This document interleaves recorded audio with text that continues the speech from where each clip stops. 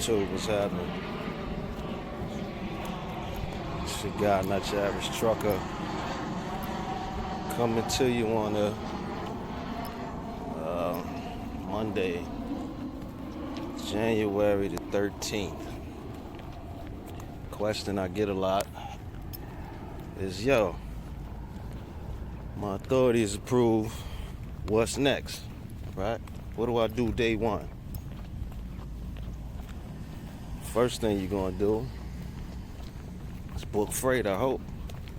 Hopefully during the whole vetting process, when they checking you out and you just sitting there, you done paid for your insurance, you already got a truck. Hopefully in that process you got a trailer situated. And once you get that, depending on how you set it up, man, once you get that letter in the mail, once you get the fax, once you get the email,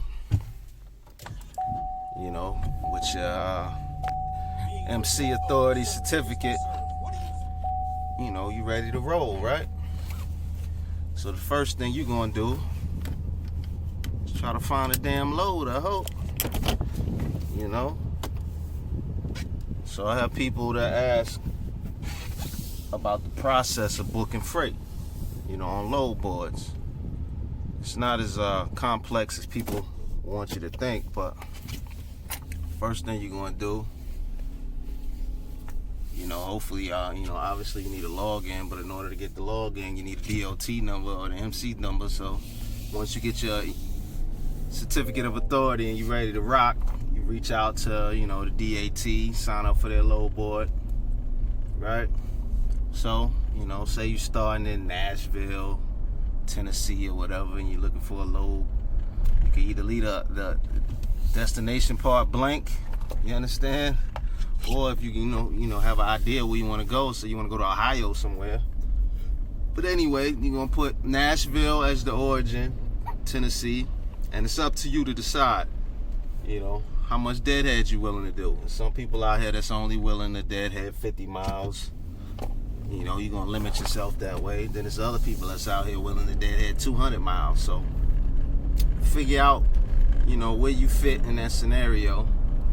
But, say you put 150 up there, right?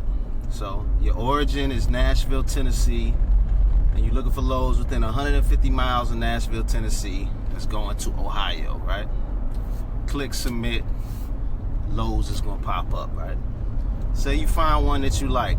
It's going from Nashville, Tennessee to Cincinnati, Ohio, whatever. It's going to show you. That's another thing. Some brokers list a lot of information. Some brokers will have the pickup time. Some people will have a delivery time. Some people leave that shit blank. Some brokers are just lazy. They'll have the pickup city and the delivery city. That's it. No other information until you call. But some people are thorough. So they had a pickup time, delivery time, the weight, all of that. But anyway, you find a load you like.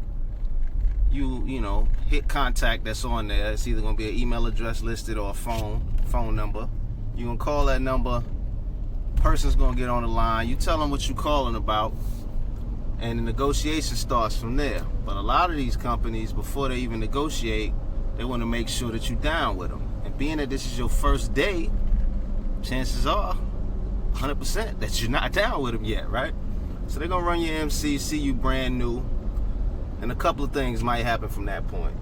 Some people are still down to give you a shot, so they're gonna, try to give you a carrier packet. Some people are gonna say, we don't only mess with carriers that's had their authority for X amount of time, 3 months, 6 months, 1 year, whatever. You're gonna find out at that point. But say they are willing to mess with you.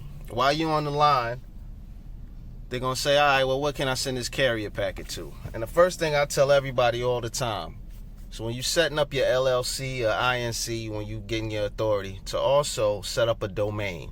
Because one thing I hate is when I'm trying to do business with somebody and they email me from a punk-ass Gmail account, right?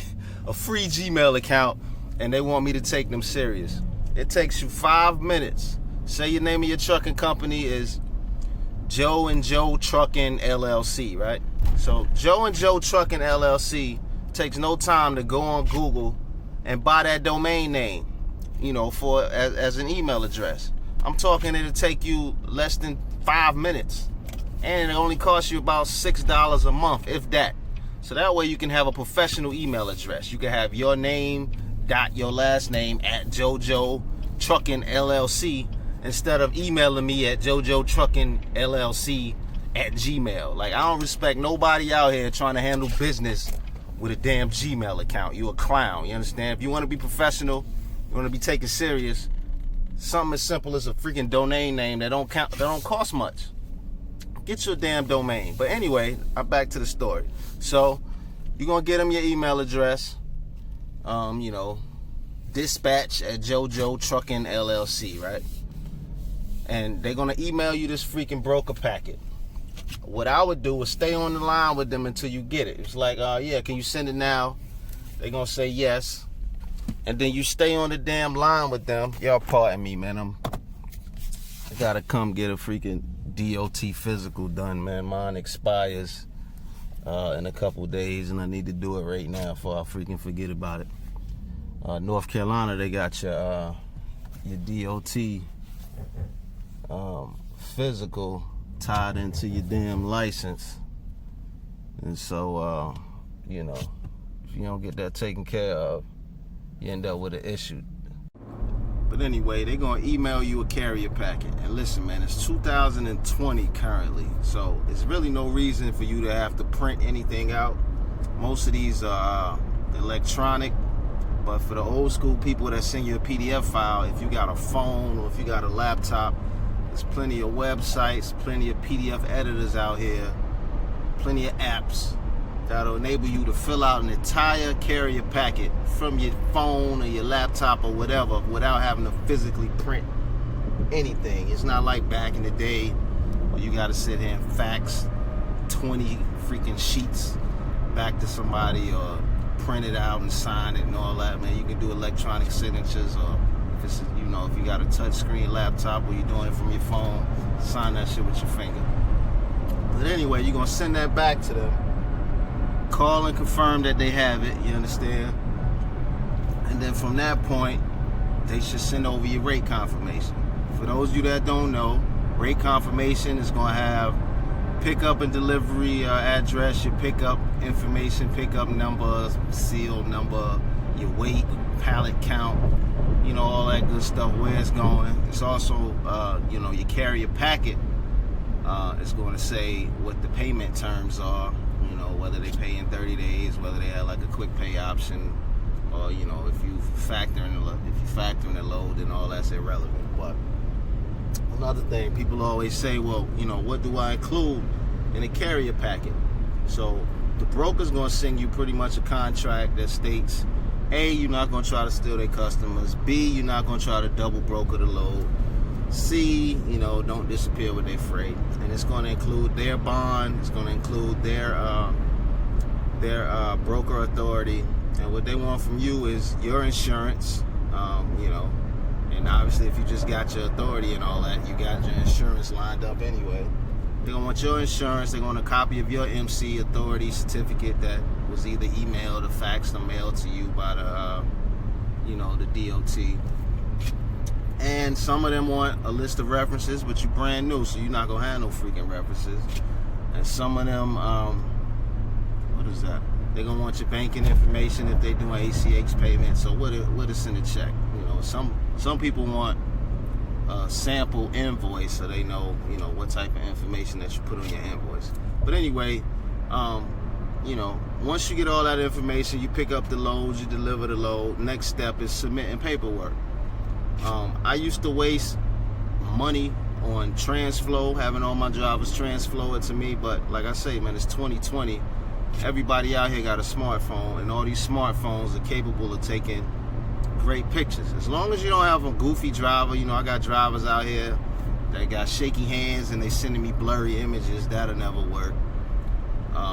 If you can get a driver that could take a nice, if you a driver or whatever, you could take a nice clear photo of a picture, you email that to me, I can edit that, turn it into a PDF file and submit it for payment, which is what you're going to do. So you can either be old school, mail it into the broker or whoever your customer is, You could be old school and fax it to the broker. Some of these brokers take TransFlow. I personally don't let my drivers TransFlow things to me anymore because it's a waste of money. TransFlow comes through just like a freaking Xerox copy. That's what it looks like when you get the email. Same thing that comes through when somebody take a picture and they send it to you. So it's like, I personally, for my fleet, don't use TransFlow anymore because it's a waste of money. However, when you're submitting paperwork to brokers, there's brokers out here that will allow you to TransFlow things to them for free. So if you're sending it to someone else, you know, that's not a problem. I'm just saying that I don't use it for my employees to send paperwork to me. I prefer they just take a nice clear picture, you know, make sure I get all four corners of the paperwork, and I edit it myself. I always tell them, yo, don't crop, don't do none of that. Just take a good picture and send it to me, and, you know, I can do everything else myself. But from that point, you get all the paperwork for the load that you just delivered. You're going to include that paper, your BOL, signed BOL. You're going to include that with your rate confirmation and your invoice. Most of the time, the order is rate confirmation, your invoice, then the BOL. That's how they like to receive it. And you're going to submit that to either the broker, the customer, or, you know, your factoring company, whoever you deal with. You understand? I told y'all before how I feel about factoring, but, you know, to each his own, man. If factoring is what your life is about, go for it. I don't really see the benefits in factoring, mainly because A, you're giving away money, but B, majority of these major brokers out here offer quick pay anyway. That's just as fast as factoring, and, you know, a lot of these people are only charging 1.5% or 1% or whatever. So a lot of times, I mean, like, you know, you don't really need a factoring company, but that's on you, man. If that's the way your game work, that's the way your business model is structured, do you. But for all of those that always ask, man, from, you know, once you get the authority, what's the next step as far as booking freight? In a nutshell, man, you go on whatever load board you're going to use, find a lane that you're interested in, and you call and negotiate. I can't stress it enough. Don't tell nobody, don't let nobody tell you, yo, you brand new, so you don't get to negotiate. You better take what I give you. Nah, B. Respect your hustle, respect your service, know your value. You negotiate, and if you don't like the rate, hang up. Don't be out here just taking cheap freight just because you brand new, thinking it's like an initiation process and you got to take a L the first several months just to get your name out there. Nah, man. You're providing a service, and it don't matter if you've been in business 1 day or 10 million days. You're still providing a service, and you need to put a value on that service. But it's a guy, not your average trucker, man. Thought I'd put that video out here because a lot of people ask me the same question, and I try to nip that in the bud. Y'all be easy.